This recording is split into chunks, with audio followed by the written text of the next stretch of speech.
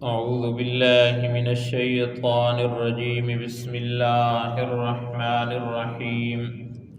وقضى ربك ألا تعبدوا إلا إياه وبالوالدين إحسانا إما يبلغن عندك الكبر أحدهما أو كلاهما فلا تقل لهما أف ولا تنهرهما وقل لهما قولا كريما صدق الله مولانا العظيم وصدق رسوله النبي الكريم اللهم صل على محمد النبي الأمي وعلى آله وصحبه وسلم تسلیما۔ محترم سامعین ذی وقار، آپ کے سامنے قرآن مجید فرقان حمید میں سے سورہ بنی اسرائیل کے رکوع نمبر 3 کی پہلی آیت مبارکہ کی تلاوت کرنے کی سعادت حاصل کی ہے۔ محترم سامعین، اللہ جل شانہ کی ذات فرما رہی ہے وقضا، اور فیصلہ کر دیا ہے ربوں کا، آپ کے رب نے، اللہ تعبدو، یہ کہ تم نہ بندگی کرو، الا ایاہ، سوائے اس کے، مگر اس کی، یعنی اللہ کے علاوہ کسی اور کی بندگی نہ کرو، کسی اور کی عبادت نہ کرو۔ جیسے اللہ کی عبادت کی جاتی ہے، جیسے اللہ سے لو لگائی جاتی ہے، جیسے اللہ سے امیدیں وابستہ کی جاتی ہیں، جیسے اللہ کی ذات سب کچھ کرنے والی ہے، سب کچھ دینے والی ہے، عزتیں دینے والی بھی اللہ کی ذات، اور پستی کے اندر ڈالنے والی بھی اللہ کی ذات، مقام و مرتبے دینے والی بھی اللہ کی ذات، سب کچھ ہونے کے باوجود سکون کا نہ ہونا یہ بھی اللہ کی وجہ سے، اور سب کچھ نہ ہونے کے باوجود زندگی کے اندر سکون و اطمینان ہونا اللہ کی وجہ سے۔ تو بہرحال فرمایا کہ وَقَضَىٰ رَبُّكَ أَلَّا تَعْبُدُوا إِلَّا إِيَّاهُ، کہ اللہ جل شانہ نے فیصلہ کر دیا ہے کہ تم اللہ کے علاوہ کسی اور کی بندگی نہ کرو۔ دوسری بات وَبِالْوَالِدَيْنِ إِحْسَانًا، اور والدین کے ساتھ احسان کرو، اچھے طریقے کے ساتھ پیش آؤ، بھلائی کرو، حسن سلوک کرو۔ اب والدین کے متعلق دوسرا، اور قرآن کے اندر اکثر مقامات کے اندر اللہ کریم نے جہاں اپنا تذکرہ فرمایا وہاں والدین کا تذکرہ فرمایا، میری بندگی کرو، میرے ساتھ کسی کو شریک نہ ٹھہراؤ، پھر فرمایا کہ والدین کے ساتھ حسن سلوک کرو۔ یہاں بھی فرمایا جا رہا ہے کہ وَبِالْوَالِدَيْنِ إِحْسَانًا، والدین کے ساتھ حسن سلوک کرو۔ اب اس کے اندر یہ نہیں کہا کہ والدین اگر مسلمان ہوں گے تو تب حسن سلوک کرو، والدین اگر اچھے ہوں گے تب حسن سلوک کرو، والدین فرمایا ان سے حسن سلوک کرو، اچھے طریقے سے پیش آؤ، چاہے وہ غیر مسلم بھی ہیں تب بھی ان کی خدمت کرنا، ان کے ساتھ اچھے طریقے سے پیش آنا ہر بندے کی یہ ذمہ داری ہے، اس کا فرض ہے۔ پھر آگے اللہ جل شانہ اس کی مزید فرما رہے ہیں، وضاحت فرما رہے ہیں۔ یہ تو عام فرما دیا کہ چاہے والدین بوڑھے ہیں، چاہے جوان ہیں، چاہے مسلمان ہیں، چاہے غیر مسلم ہیں، ان کے ساتھ اچھے طریقے سے پیش آنا ہے۔ آگے فرمایا اما یبلغن عندک الکبر احدہما او کلاہما، بہرحال اگر وہ پہنچ جائیں عندک، آپ کے پاس، الکبر، بڑی عمر کو پہنچ جائیں، احدہما، ان میں سے ایک، دونوں میں سے، او کلاہما، یا دونوں پہنچ جائیں، تو فرمایا جا رہا ہے کہ اگر ایک یا دونوں پہنچ جائیں فلا تقل لہما اف، تو انہیں اف تک نہ کرو، اف تک انہیں نہ کہو۔ اب والدین کے متعلق ایک حدیث کے اندر آتا ہے کہ جو ہم رمضان کے اندر اکثر سنا کرتے ہیں کہ جس نے رمضان المبارک کا مہینہ پایا اور اس نے بخشش نہ کروائی وہ ہلاک ہوا، تباہ و برباد ہوا۔ سرکار دو جہاں آپ علیہ السلام کے بعد جبرائیل امین آئے اور وہ کہہ رہے تھے، اور آپ علیہ السلام اس کے اوپر آمین کہہ رہے تھے، وہ یہی کہہ رہے تھے کہ جس نے رمضان کا مہینہ پایا اور اپنی بخشش نہ کروا سکا وہ ہلاک ہوا، فرمایا آمین۔ اور فرمایا کہ جس کے سامنے آپ علیہ السلام کا نام نامی آیا اور اس نے آپ علیہ السلام کے اوپر درود شریف نہیں پڑھا، ہلاک ہوا۔ اور تیسرا فرمایا کہ وہ بندہ کہ جس نے اپنے والدین کو بڑھاپے کے اندر پایا اور اپنی بخشش نہ کروا سکا وہ ہلاک ہوا۔ والدین ایک ایسا ذخیرہ ہے، ایک ایسا ذریعہ ہے کہ جس کی وجہ سے بندے کی بخشش ہو جاتی ہے۔ تو یہاں یہی فرمایا جا رہا ہے کہ ایک یا دونوں میں سے کوئی ایک، یعنی وہ بڑھاپے کو پہنچ جائیں، فلا تقل لہما اف، ان سے اف نہ کرو، ولا تنہرہما، نہ انہیں جھڑکو، وقل لہما قولا کریما، اور کیجئے، کہیے، لہما، ان دونوں سے، قولا، بات، کریما،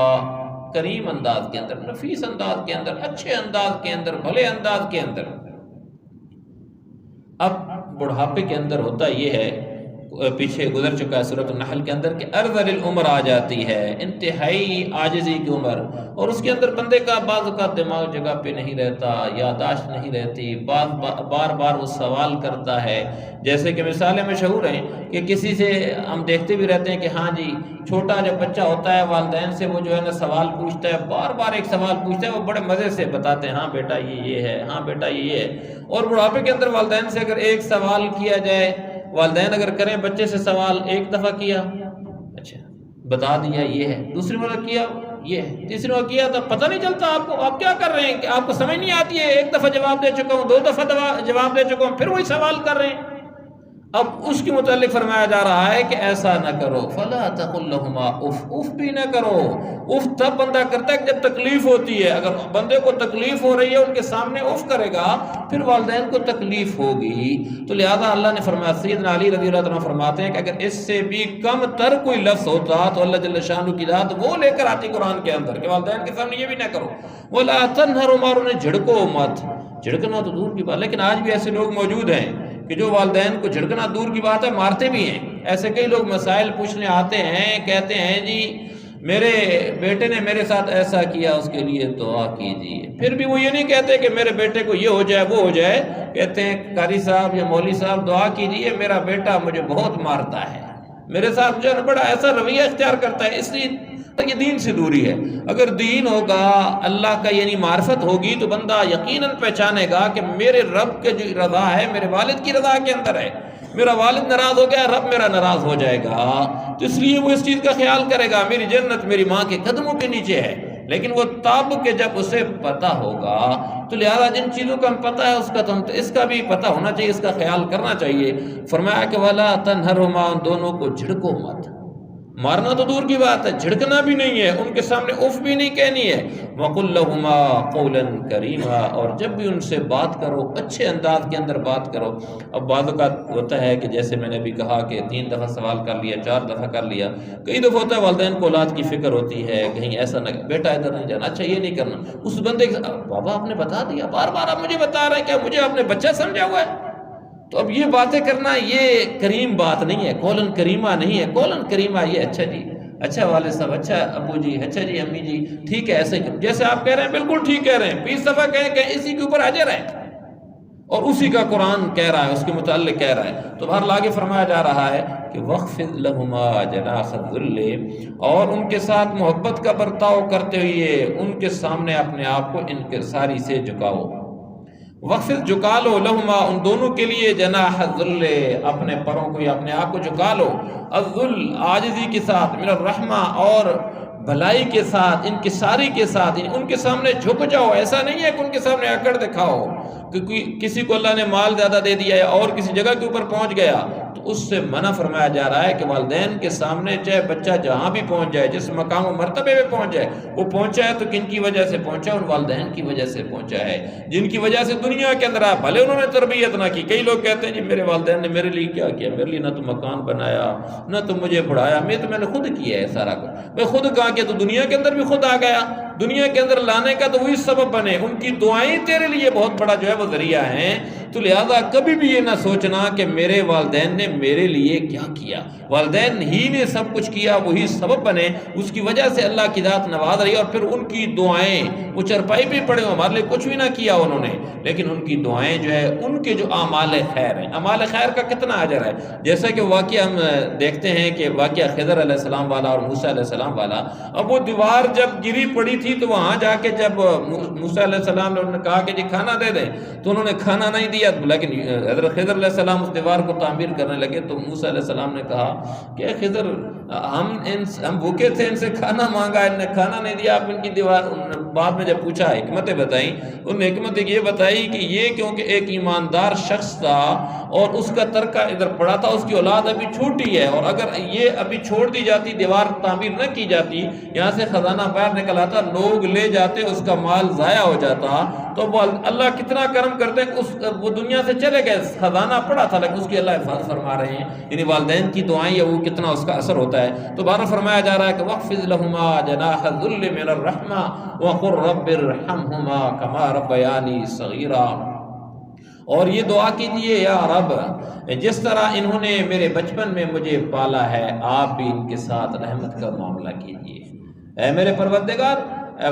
ارحمہما تو ان دونوں کے ساتھ رحم والا معاملہ فرما، کما ربیانی صغیرہ جیسا کہ انہوں نے بچپن میں ربیانی میری پرورش کی ہے، مجھے پالا ہے۔ یہ دعا عموماً آپ لوگ سنتے ہوں گے کہ مغرب پہ میرا معمول ہے، میں کرتا ہوں۔ ایک والد صاحب مجھے کہنے لگے کہ بیٹا دعا، میں نے کہا جی ابو جی آپ کے لیے ہر وقت کرتا ہوں کوشش، اور نہ بھی کروں تو اجر والدین کے لیے ملتا ہے۔ تو میں نے کہا یہ دعا تو میرا معمول ہے کہ میں کرتا ہوں، یہ کافی عرصے سے میرا معمول ہے، اللہ استقامت دے۔ تو میں نے کہا تو کہتے ہیں یہ تو بیٹا ہم نے تو آپ کے ساتھ بچپن میں کچھ نہیں کیا، ہم نے تو آپ کو مدرسے میں بھیج دیا، ادھر بھیج دیا تھا۔ میں نے کہا جی جو کچھ ہوا آپ کی برکتوں سے ہوا، یہ ایسی بات نہیں ہے، یہ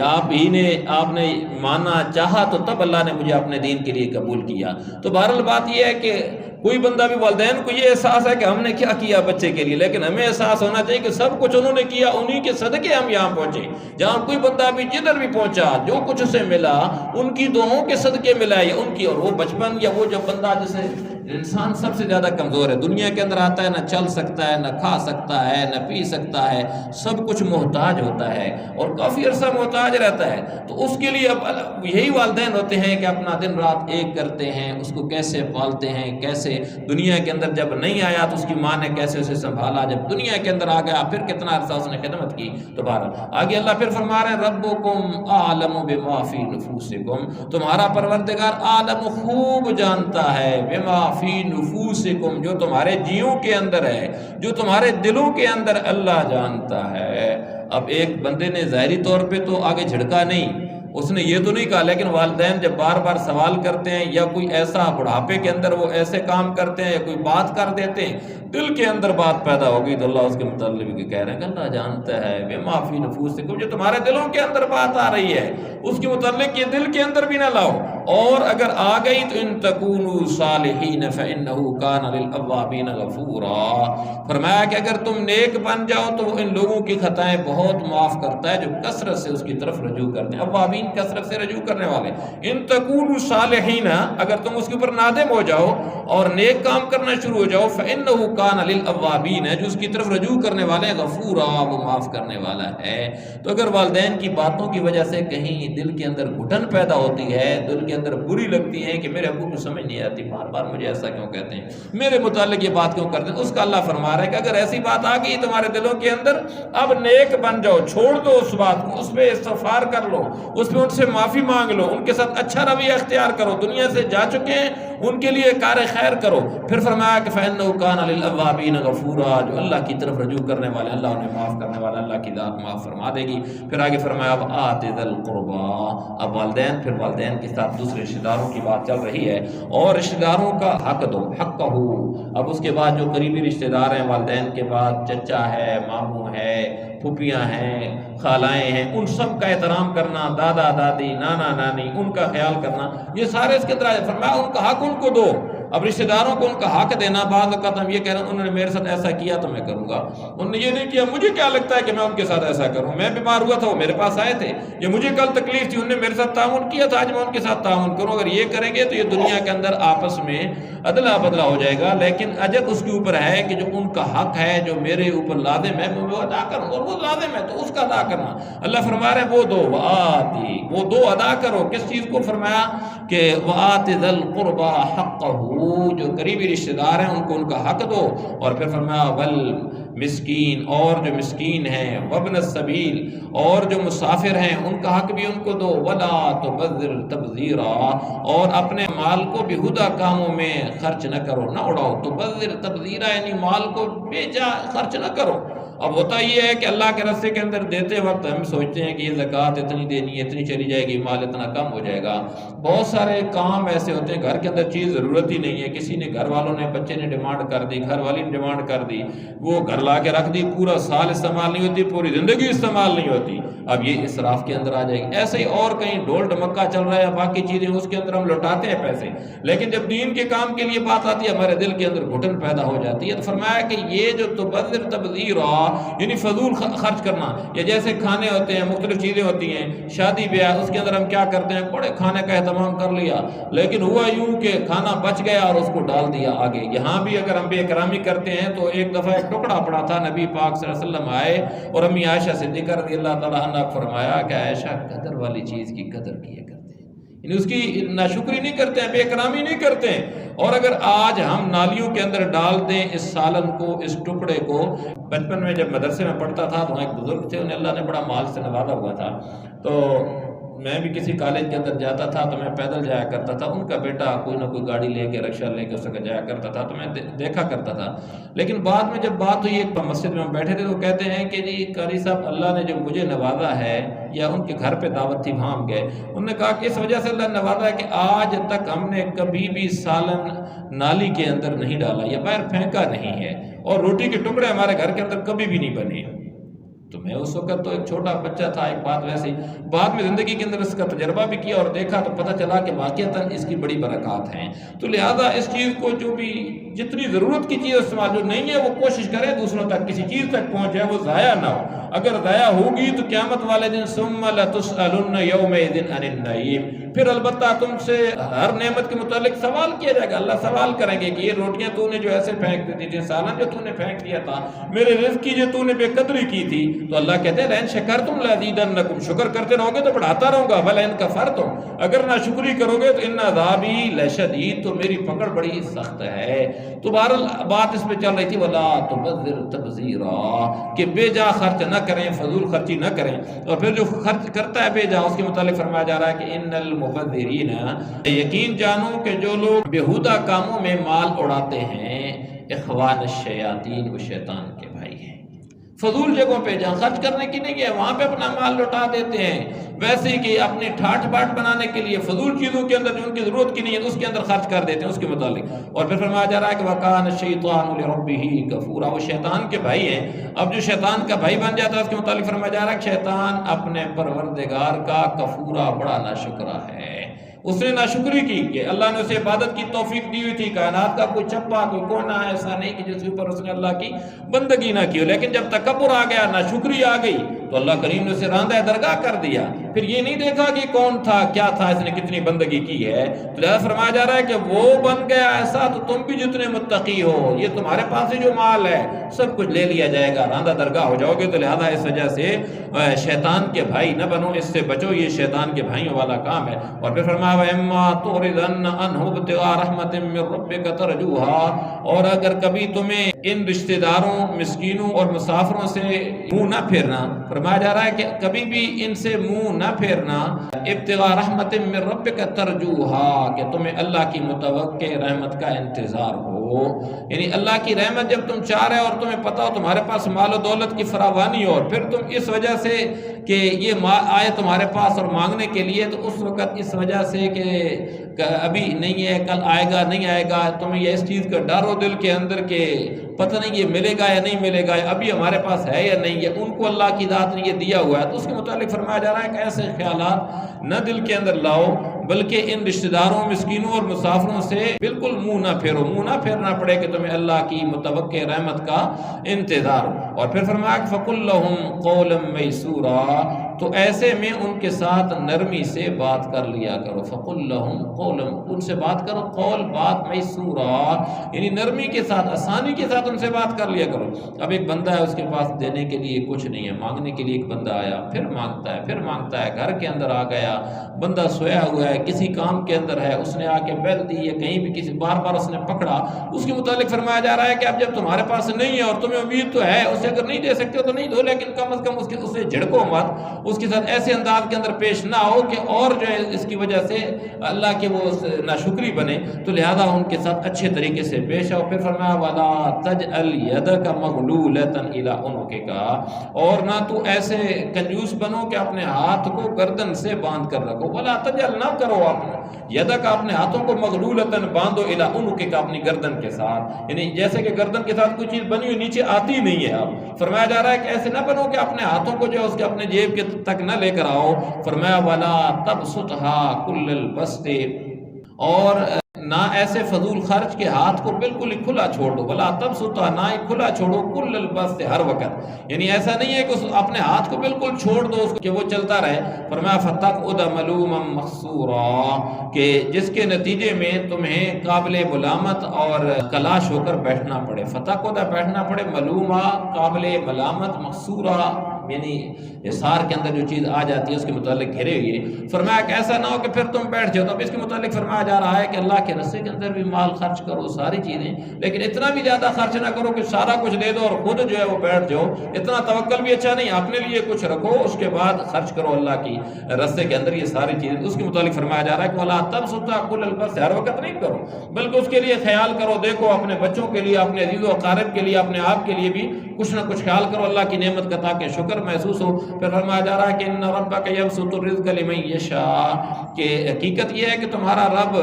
جس کے لیے چاہتا ہے رزق میں وسعت عطا فرما دیتا ہے۔ ان ربک، آپ کا پروردگار، یبسط، پھیلا دیتا ہے، رزق لمن یشاء، جس کے لیے چاہتا ہے، وہ یقدر، اور تنگ کر دیتا ہے جس کے لیے چاہتا ہے، یعنی اللہ کے اختیار کے اندر جس کو چاہتا ہے کھلا رزق دے دیتا ہے۔ اب یہاں یہ بات بتائی جا رہی ہے کہ کسی کے ہاتھ کا یا کسی کی ذہانت کا کمال نہیں ہے کہ اسے رزق زیادہ مل رہا ہے، یہ اللہ جس کو چاہتے ہیں رزق زیادہ دیتے ہیں، بہانہ کوئی بھی بنا دیتے ہیں۔ اور آپ نے دیکھا ہوگا کہ کئی لوگ ایسے ہیں کہ بیچارے ان کا دماغ بھی کام نہیں کرتا، لیکن اللہ نے انہیں اتنا رزق دے رکھا ہے کہ جو بڑے بڑوں کے پاس، بڑے عقل والوں کے پاس نہیں ہے۔ اس لیے یہ جو رزق دینا لینا ہے یہ کس کے اختیار کے اندر ہے؟ اللہ کے اختیار کے اندر ہے، لہٰذا اللہ سے توقع رکھنی چاہیے، اللہ سے مانگنا چاہیے، باقی کوشش کرنے میں حرج نہیں ہے۔ لیکن فرمایا جا رہا ہے کہ جس کے لیے اللہ چاہتے ہیں رزق کے اندر وسعت دے دیتے ہیں، اور جس کے لیے چاہتے ہیں اس کو اللہ تنگ کر دیتے ہیں۔ انہ کان بعبادہ خبیرا بصیرا، بے شک کہ وہ اپنے بندوں کے حالات سے اچھی طرح باخبر ہے اور انہیں پوری طرح دیکھ رہا۔ اللہ کو معلوم ہے کہ کس کو کیا دینا ہے، کیسے دینا ہے، کس وقت دینا ہے، دوں گا تو کیا کرے گا، نہ دوں گا تو کیا کرے گا، اللہ کو معلوم ہے۔ اس کی اپنی حکمت ہے کہ کسی کو ابھی زیادہ دے رہا ہے، کسی کو بعد میں دے رہا ہے، کسی کو نہیں دے رہا، کسی کو آگے نوازنا ہے، کسی کو یہاں پہ نواز رہا ہے، اس کی ساری اپنی حکمتیں ہیں۔ اور اللہ کریم کی ذات ہم سب کو صحیح معنوں کے اندر صحیح طریقے سے اپنی اس پیاری کتاب کو پڑھنے، سمجھنے اور اس پر عمل کرنے کی توفیق سے نوازیں۔ وما علینا الا البلاغ۔ آمین۔ الحمد للہ رب العالمین والعاقبۃ للمتقین والصلاة والسلام علی سید الانبیاء والمرسلین۔ یا الہ العالمین، ہم سب کا بیٹھنا قبول و منظور فرما لے۔ یا اللہ جو کچھ پڑھا سنا گیا اللہ سب کو ہم سب کے حق کے اندر خیر و برکت کا ذریعہ بنا دے۔ یا اللہ اس بابرکت محفل کی وجہ سے ہم سب کے اوپر، ہم سب کے گھر بار، مال، اولاد، تمام نعمتوں کے اندر یا اللہ تو خیر و برکت ڈال دے۔ یا اللہ ہماری تمام خطاؤں کو معاف فرما دے، بقیہ زندگی اپنے احکام اور اپنے پیارے محبوب کے پیارے پیارے طریقوں کے مطابق گزارنے کی توفیق سے نواز دے۔ یا اللہ جتنے مسلمان اس دنیا سے رحلت فرما چکے ہیں، خصوصاً ہم سب کے عزیز و اقارب، آباء و اجداد، متعلقین، محسنین، اساتذہ کرام، یا اللہ جتنے وہ لوگ کہ جو ہم سے بڑی محبت کرتے تھے، ہمارے ساتھ چلتے پھرتے تھے، آج اس دنیا سے جا چکے ہیں، اللہ تمام مسلمان مرحومین کو غریق رحمت فرما دے۔ یا اللہ ان کی قبروں کو جنت کے باغیچے بنا دے۔ یا اللہ جتنے مسلمان بیمار ہیں، گھروں کے اندر بچے، والدین اور اسپتالوں کے اندر، یا اللہ ہم سب کو ہر قسم کی تمام چھوٹی بڑی ظاہری پوشیدہ روحانی جسمانی تمام بیماریوں سے شفائے کاملہ عاجلہ مستمرہ نصیب فرما دے۔ یا الہ العالمین ہم سب کے ہر قسم کے تمام مسائل کو حل فرما دے، عافیت والا معاملہ نازل فرما دے۔ یا اللہ ہماری پوری زندگی کے اندر خیر و برکت ڈال دے۔ یا اللہ ہم سب کے دلوں کے اندر جو نیک و جائز تمنائیں، مرادیں، حاجتیں، یا اللہ ان کو تو اپنے غیب کے خزانوں سے پورا فرما دے۔ یا الہ العالمین ہم سب کو دونوں جہانوں کی کامیابی نصیب فرما دے۔ یا اللہ اپنی رضا کا پروانہ نصیب فرما دے۔ یا الہ العالمین ہم سب کو ہر قسم کی آفات و بلیات اور جتنے اچانک وقوع پذیر ہونے والے حادثات ہیں ان سب سے ہم سب کی، یا اللہ پوری امت مسلمہ کی حفاظت فرما لے۔ یا اللہ ہمیں سے جن کے والدین حیات ہیں، یا اللہ انہیں عافیت کے ساتھ رکھ، ان کی زندگیوں کے اندر خیر و برکت ڈال دے، اور ہمیں یا اللہ ان کی صحیح معنوں کے اندر صحیح طریقے سے یا اللہ خدمت کرنے کی توفیق سے نواز دے۔ یا اللہ ان کی نافرمانی سے ہم سب کو محفوظ فرما لے۔ یا اللہ جن کے والدین اس دنیا سے جا چکے ہیں، یا اللہ انہیں غریق رحمت فرما، ان کی قبروں کو جنت کے باغیچے بنا دے۔ یا الہ العالمین ہمیں زندہ رکھ تو دین اسلام کے اوپر، موت نصیب فرمانا تو ایمان کے عالم کے اندر۔ اللہم ربنا تقبل منا انک انت السمیع العلیم وتب علینا انک انت التواب الرحیم، وصلی اللہ تعالی علی خیر خلقہ محمد وآلہ واصحابہ اجمعین برحمتک یا ارحم الراحمین، آمین۔